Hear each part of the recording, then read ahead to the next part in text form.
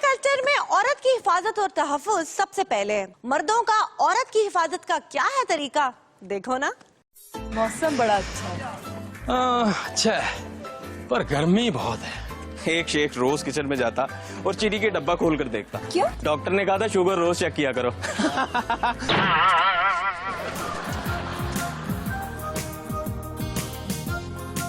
वो मैंने देखा नहीं। आंखें किस लिए हैं?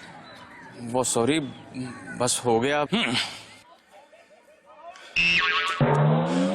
वो सॉरी बस हो गया। ये ज्यादती है, तुमने जानबूझकर किया।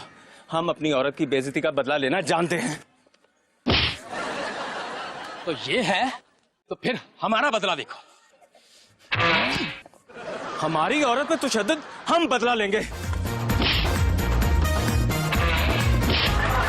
हमारे देहातों में यही है अपनी खवातीन की बेइज्जती का बदला लेने का तरीका, और बात यहाँ तक पहुँचती है। हाथ को चोट लग गई, पर तुम्हारा बदला ले लिया मैंने।